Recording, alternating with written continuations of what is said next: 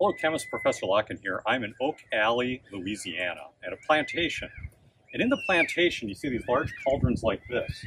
These cauldrons could be used for laundry, and to do the laundry, they had to make soap. And to make soap, they would take hardwood, burn it down to ashes, mix it with water, and that would produce lye. Lye would be potassium hydroxide or potash. And when that lye had a pH that was strong enough that it could melt a goose feather, they could add animal fat. And that animal fat, through the process of saponification, would make soap. Now this process, as you can imagine, was very, very dangerous. If it could melt a goose feather, it could leave chemical burns on the person doing it. So it was not an easy process to do, wasn't a safe process to do, but this is how soap was originally made. Let's take a look at how soap actually works. If you've ever had grease or oil on your hands and you tried washing it in water without any soap, you quickly realize it doesn't work very well. And there's a chemical reason for that. Water is a polar molecule, whereas fats and oils and grease are not, and so they don't mix very well. So this right here is a structure of a soap molecule. And we have a long carbon chain going out this way. And then on this end here, we have a carbon double bonded to an oxygen and then single bonded to an oxygen here.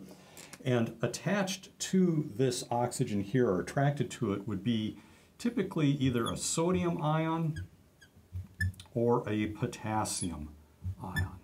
And this is super important because this end of the molecule right here is polar. So I'm going to just go like this. I'm just going to go and like this here and say that this is polar.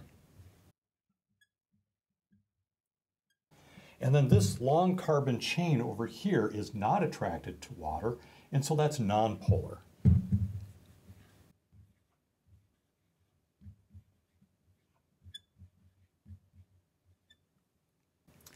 And we have some other words to describe this. If we go back to the Greek, nonpolar here would not be attracted to water, and so we would say that this is hydrophobic.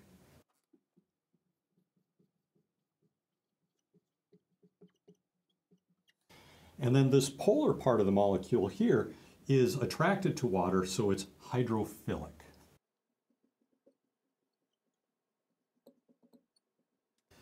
So this part of the molecule is going to be attracted to water, and if I were a chemist and I were lazy, which I am, I would redraw this, something like this, where the polar hydrophilic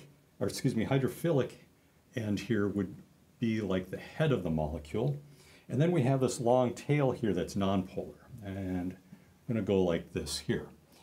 And this right here being a soap molecule, if we were to put that into water, and so let's just say I have some water here like this, what's going to happen is the head here is going to be attracted to the water, and it'll look something like this, where the heads are attracted to the water and the tails are not. And if you've ever seen like soap floating on the surface of water, maybe in the bathtub or in the sink, you've seen something like this. And so anything that acts on the surface of a substance, like water, is called a surfactant. So a surfactant is just something that works on the surface like that. Now this then ties into, well, how does grease or oil get dissolved into water with soap? Well, if you have grease or oil, and let me just go like this here. Here's going to be my spot of grease or oil like that. And remember, this is hydrophobic. It's not attracted to water. These soap molecules, the tail ends will be attracted to the grease there. And then the heads here, like this, would be attracted to the water. So if all of this is in water, all of that is in water, then these soap molecules will surround the fat or the grease and help it to get suspended into the water. Now this round shape like this that would have the grease inside, this is called a micelle. a micelle. And if you've ever had grease or oil in your hands and you wash it with some soap and then the soap gets kind of cloudy, that cloudiness that you're seeing is these micelles suspended into the water. And when they're suspended into the water like this, we call that a colloidal suspension. It's just a fancy term there that just means we have a bunch of these micelles suspended in water. And something that would cause that to happen, like soap, has a fancy name. And that fancy name is an emulsifier. An emulsifier is something that'll take two things that don't normally mix and get them to mix and form a suspension. And if you've ever tried to make salad dressing is like oil and vinegar. They don't normally mix, but if you add an emulsifier to it, you could add soap, that'll help them to mix, but it doesn't taste very good. But egg yolks have a natural emulsifier in them, and that egg yolk will help then the oil and the vinegar to mix and form a suspension, a colloidal suspension. Now, this also brings up a really interesting story, and that is the origin of soap. There's a mountain in Italy called Mount Sopa, I kid you not.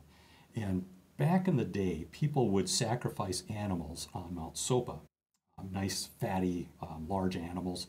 And when they burned them, that combined the ashes with the fat of the animal. And when you combine the ashes and the fat of the animal, you end up with this molecule here. And when it rained, people noticed that if you washed your clothes at the bottom of Mount Sopa in the river there, that the clothes got clean. And so this story then is how soap was originally made. Now we don't know if it's totally true, but it certainly makes for an amazing story.